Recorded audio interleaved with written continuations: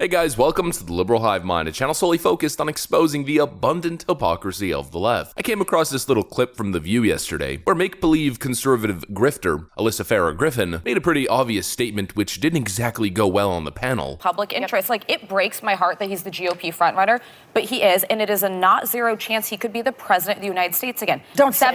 Don't even make those words. 74 million. You know, leftoids don't want to believe it, and who knows, maybe they got something up their sleeve that makes them pretty confident it's not going to happen, but the reality is there's a more than 0% chance that Donald Trump wins again and becomes the 47th president of the United States. It's possible whether leftoids want to accept it or not. In fact, based on the data that we're following right now, strap in leftoids, maybe drink a glass of wine or possibly drink an entire bottle of wine before this information is revealed. Donald Trump is surging like a damn rocket ship as your boy Joe's prospects for re-election tumble straight off a cliff. Let me show you guys exactly what I mean by that. We got some stuff to get into, so let's roll the tape. All right, leftoids, trigger warning. You might want to turn off the computer. You might want to plug your ears and block your eyes. The headline says it all. Devastating new poll for Joe Biden shows Trump with a 7-point advantage. The news continues to get more disastrous for President Joe Biden as a new poll shows that former President Donald Trump is destroying him. The new poll done by ABC/Washington Post shows former President Donald Trump with a whopping 7-point lead over President Biden. According to the survey, the president trails his predecessor by 7 points in a hypothetical 2024 general election matchup. Respondents were asked whether they would definitely vote for Trump or Biden, probably vote for Trump or Biden, or vote for someone else or not vote at all. Among those who definitely prefer one candidate over the other, Trump leads Joe Biden by 36 to 32%. But when those probably voting are added to the tally, Trump's margin balloons to 7 points as he holds a 45 to 38 advantage over Biden. The poll found that Biden would fare only slightly better if the Republican nominee were Governor DeSantis. Joe Biden is tied with DeSantis at 32 to 32 among those definitely backing a particular candidate, and when the probably category is added, DeSantis pulls ahead at 42 to 37. So not only is Donald Trump clearly outperforming Ron DeSantis, but Trump is smoking Joe Biden in that head-to-head matchup. And of course, you can't read too far into it. I mean, it is only one poll, but speaking of the fact that it's one poll, it's not just any poll, it's an ABC News/Washington Post poll. We've covered ABC/WSP polls for years at this point. I have never seen, not even once, Donald Trump perform well in an ABC News poll. Never. Literally never. I mean, if you think Democrats aren't panicking, well, actually, better way to frame it, if you need any convincing that Democrats are in fact panicking, just take a look at ABC News' George Stephanopoulos' face.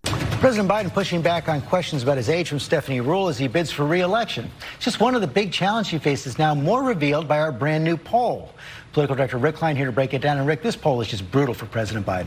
Absolutely, George. And you talked earlier about that record low approval rating for President Biden. It's actually 6 points down just since February. And the skepticism over his leadership extends deep inside his own party. Only 36% of Democrats think that their party should nominate Joe Biden for a second term. 58% say they would support someone else or prefer someone else. That's despite the fact that the entire DNC and most of the Democratic establishment has rallied behind President Biden. A hypothetical rematch, Trump versus Biden. Right now, a 7-point edge in our poll from in Trump leading Biden. And in fact, it's an identical number with Ron DeSantis in a head-to-head that might happen next November.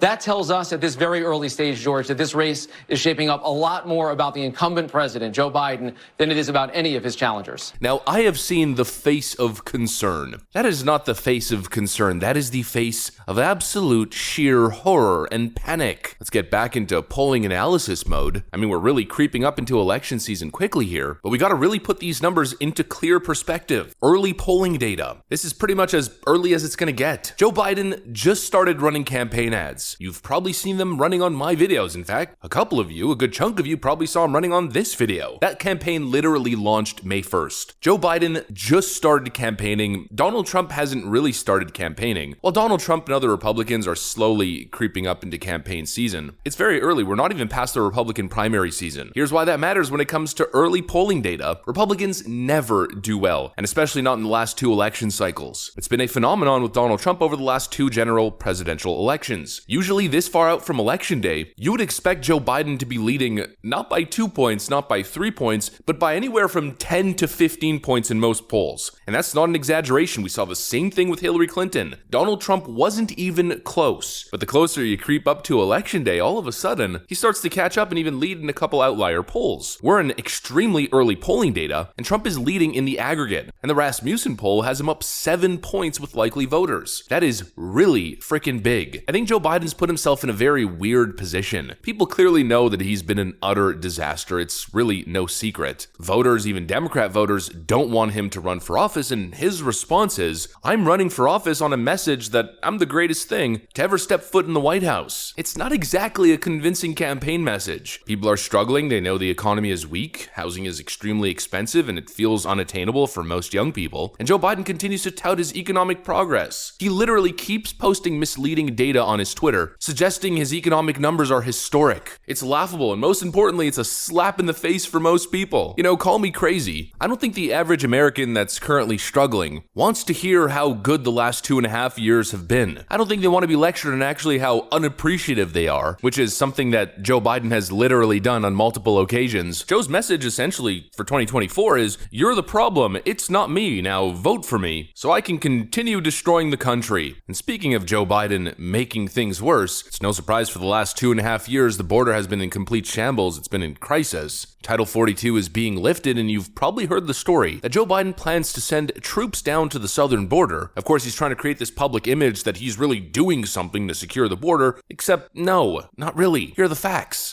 Instead of addressing the problem, they're sending people down there to help with the processing so we can just get more people into the country. I mean, I think this works hand in hand with what they've been doing all along. Don't think for a minute this is not intentional. You know, the Democrats had control of the House, the Senate, and the White House for 2 years. They could have done something about the border. They could have done it on their own terms, but they didn't do anything. And the reason they didn't do that was because this is intentional. This is the progressives, the far left, driving this process and having 1,500 troops down there to help with the administrative burden and a bunch of extra judges down there so they can look at these asylum seekers at their cases and get them into the country. That's what's going to happen. We're going to have just a ton of people that are going to actually get access to the country as a result of all of this, and it's got to stop.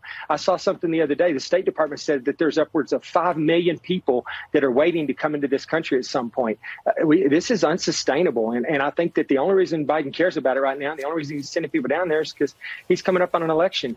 And he wants it to look like he's doing something, but he's doing nothing but probably making this situation worse. Joe's sending military to the southern border not to enforce and police the border, but to simply help with processing. What a complete joke. His message to the American people is essentially status quo. Meanwhile, he's going against the guy who's saying, I plan on doing things differently, has a track record, 4 years president, of doing things differently and achieving incredible success as things stand right now. Whether the Ron DeSantis faction wants to admit it or not, Donald Trump is seeing a spectacular surge, possibly the likes of which we haven't seen. And possibly the best part, Trump is adapting. Just in, the Trump campaign is raising funds for a ballot harvesting operation. At the beginning of the year, President Trump made a major announcement that our campaign would ballot harvest in the states where it is legal to counter the left's schemes. That's big. He's listening to the base. He's listening to the people. He's getting the proper infrastructure in place to play on as close to an even playing field as possible with the Democrat establishment. Sleepy Joe is tanking. Oh, I almost forgot. Joe's approval rating in that ABC News/Washington Post poll came in at 37%, down 6 from just a couple months ago. So clearly sleepy, creepy, piss pants Biden is tanking. Trump is surging. He's putting everything in place for a massive comeback. And so it's time to rally, and that's pretty much all I'm going to say. Well, actually, I think it's also fair to say that the Democrat establishment is shaking in their boots. That's what I got for you guys. Hopefully you enjoyed it. If you did, make sure to leave a like and possibly subscribe to the channel. Of course, you know that we would love to have you here at the Liberal Hive Mind. Thanks for watching, friends, and I'll see you on the next one.